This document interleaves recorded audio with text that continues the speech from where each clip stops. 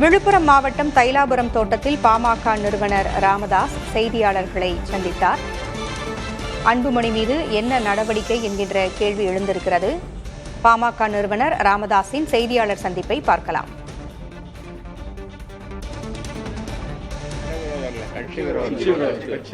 தங்கள் மீது கட்சி விரோத நடவடிக்கை ஏன் எடுக்கக்கூடாது என்பதற்கான விளக்கத்தை 10/9/2025 ஆம் தேதிக்குள் தெரிவிக்கவும். இல்லையேல் ஒழுங்கு நடவடிக்கை குழுவின் அறிக்கைப்படியும் கட்சியின் நிர்வாக குழு முடிவின்படியும் தங்கள் மீது உரிய நடவடிக்கை எடுக்கப்படும் என்பதை இதன் மூலமாக தெரிவித்துக் கொள்கிறோம்.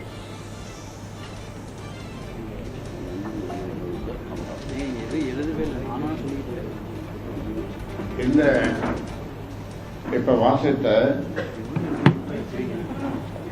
அந்த அறிக்கையை பொதுச் செயலாளர் அவர்கள் அனுப்பி வைப்பார்கள்.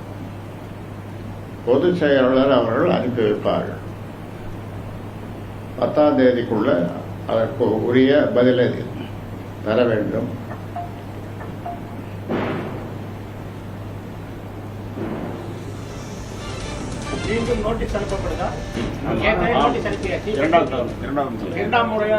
ஆமா, இரண்டாம் முறையாக.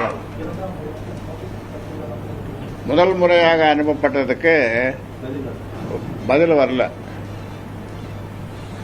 நேரிலோ அல்லது எழுத்துப்பூர்வமாக அனுப்பணும்னு சொல்லி சொன்னால் அதுக்கு ஒரு பதிலும் வரல. வராதனால மறுபடியும் நிர்வாகக்குழு கூடி, மறுபடியும் இல்லை நிர்வாகக்குழு கூடி ஒழுங்கு நடவடிக்கை வேறு விதமாக பரிந்துரை செய்திருந்தது. அதையும் இந்த நிர்வாகக்குழு ஆராய்ந்தது.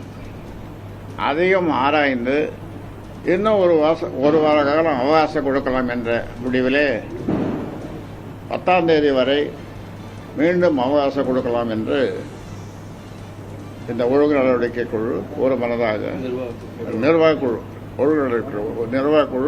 ஒரு மனதாக முடியும்.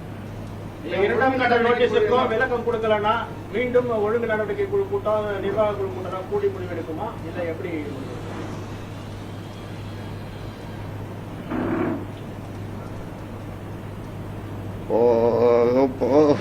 சரி, இந்த பாட்டை எத்தனை நாள் தான் நான் பாடுறது?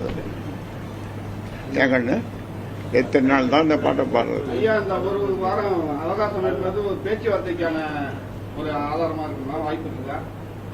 எதுக்கு கொடுக்குறோம் ஒரு மாசம்? அது ஒரு வாரம் எதுக்கு கொடுக்குறோம்?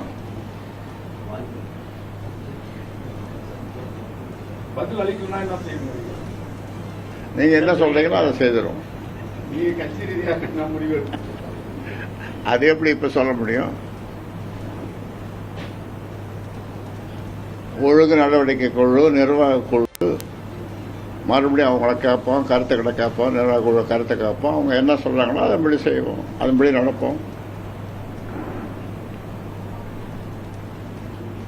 வேற ஏதாவது கேள்வி? திண்டிவனத்துல ஒரு பட்டியலினத்து அரசு ஊழியரை கவுன்சிலர் காலில் விழ வச்சு மன்னிப்பு கேட்டிருக்காங்க. நம்ம நகராட்சி ஊழியர், திண்டிவனம் நகராட்சி ஊழியர், பட்டியலினத்த ஊழியர் அவரை காலில் விழ வச்சு மன்னிப்பு கேட்டிருக்காங்க. யார் மன்னிப்பு கேட்டது? கவுன்சிலர், திமுக பெண் கவுன்சிலர் ரம்யா ராஜேந்திரன் இன்னொரு நாளைக்கு நாம வியாழக்கிழமை கூடுறோம்ல, அப்ப பேசிடலாம். இது இப்ப இந்த பிரச்சனையை மட்டும் நீங்க ஆங்கிலத்தில் சொல்லணும், ஹைலைட் பண்ணும்.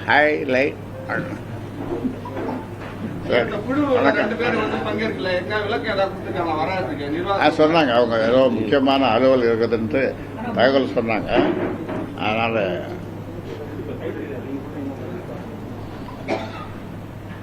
ஒரு தவிர்க்க முடியாத அலுவல் இருந்ததுனால நாங்கள் வர முடியலன்னு சொன்னாங்க 2 பேரும்.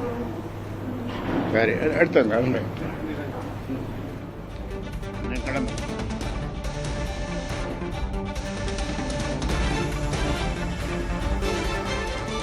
பாமகவின் தலைவர் அன்புமணி மீது 16 குற்றச்சாட்டுகள் சுமத்தப்பட்டு பாமக நிறுவனர் ராமதாஸ் தரப்பிலிருந்து விளக்கம் கேட்கப்பட்டிருந்தது. அதற்கு ஆகஸ்ட் 31ஆம் தேதி கெடுவும் விதிக்கப்பட்டிருந்தது.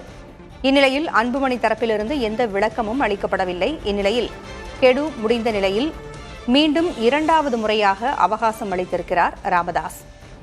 செப்டம்பர் 10ஆம் தேதிக்குள் அன்புமணி பதிலளிக்க வேண்டும் என்று 2ஆம் முறையாக கெடு விதித்து அவகாசம் அளித்திருக்கிறார் பாமக நிறுவனர் ராமதாஸ். செய்தியாளர்களை சந்தித்த அவர் இந்த தகவலை வெளியிட்டிருக்கிறார். கடந்த 36ஆம் தேதியோடு கெடு முடிவடைந்த நிலையில் வரும் 10ஆம் தேதி வரை கெடுவை நீட்டித்து அவகாசம் வழங்கியிருக்கிறார் ராமதாஸ்.